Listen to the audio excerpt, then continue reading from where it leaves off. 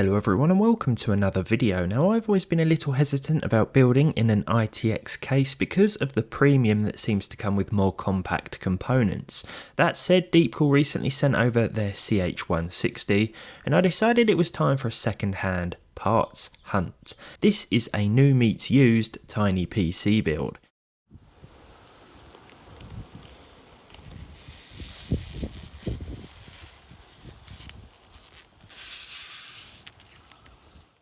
The CH160 comes in white or black, weighs in at just over 3 kilograms, and despite its compact 336 by 200 by 283.5mm frame, it supports up to 172mm air coolers, triple slot GPUs up to 305mm in length, as well as an SFX or ATX PSU. Now this means we have a lot more options to work with and aren't limited to the aforementioned small form factor parts that seem to be more expensive than their full size counterparts. We can also strip the case down completely for easy access to any and all cables, ports and connectors. But just how practical is this thing, and despite the on paper support, will larger size parts actually fit comfortably in here? One premium we can't avoid is that attached to ITX motherboards. We need ITX to fit in this case, but there are certainly some used deals about. I found this second-hand Asus B760i gaming Wi-Fi for £155 down from over £200. It came boxed with all the original accessories. It's perfect for any socket 1700 CPU and it has beefy VRM cooling, front and rear M.2 slots, a USB Type-C front panel connector, as well as Wi-Fi and Bluetooth. Atop this sits one of the best price to performance CPUs right now, the i5-12400F, which at £114 new at the time of this video is excellent. I also found 16GB of Corsair Vengeance 5200MHz DDR5, which was sold as used but looked new. Not bad for a discounted price of £49. Now to be honest, if you opt for an entry level or mid-range CPU like the 12400F, then the stock cooler is adequate, especially if you're building in a more compact case like this. Not to mention it'll save you some money. That said, I was curious to see how well a larger cooler would actually fit in here though, especially as I had bought a standard ATX PSU, so getting everything squeezed into this case I thought would be quite problematic. Nonetheless, I hooked up the Assassin 4S, a 160mm heatsink that fills a lot of the central space, yet seems to leave enough clearance to fit a 120mm fan behind it. For the power supply, I found this Gigabyte P650B for £39. The box was a bit damaged, but the PSU itself was unopened. This measures 140mm in length, the maximum supported according to the case's spec sheet, and while I'd certainly recommend a smaller form factor unit, this does fit in here.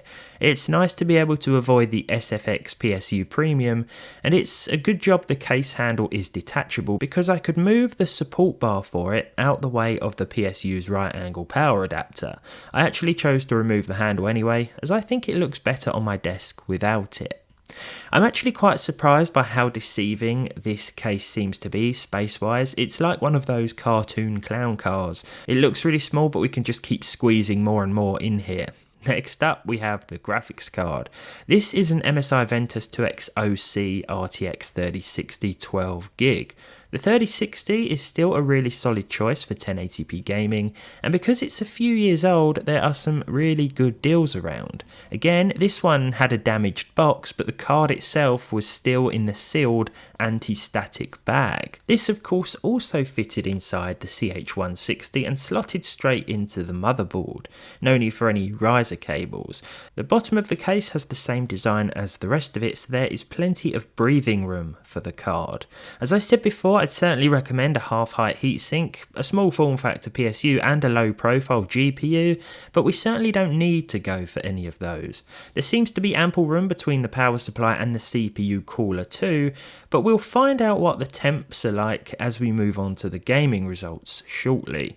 I should also mention storage. I went with a cheap or cheap-ish M.2 SSD. With rising prices though, you may want to consider a 2.5-inch SSD instead, which can be mounted to the multifunctional bracket at the front of the case. I wasn't quite sure what to do when this case turned up, because I always like to build systems inside these cases and not just review them as they are, just so that I can check compatibility and see how well everything fits. And as I've probably said multiple times, this one has surprised me so far. Let's get into the games now then. Keep an eye on performance and temperatures, of course. Counter-Strike 2 at 1080p with the low preset, FSR off here, for 254 FPS on average, with a 1% low of 125 and a 0.1% low of 87. Marvel Spider-Man Remastered at 1080p with the high preset and TAA next, for an average of 120, a 1% low of 77 and a 0.1% low of 64. This was a very consistent experience in my opinion. Next up, I tried Kingdom Come Deliverance. With the recent announcement of the sequel, I'm very excited to get back into this one here.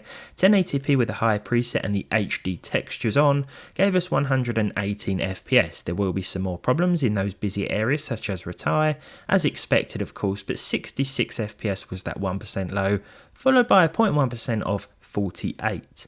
Fallout 4 is once again seemingly very popular according to the Steam most played survey, thanks to the TV show of course, and it runs very well with the Ultra preset on this system with over 130 FPS.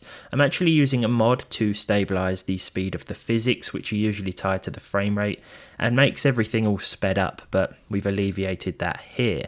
91 FPS was the 1% low and the 0.1% low was 61.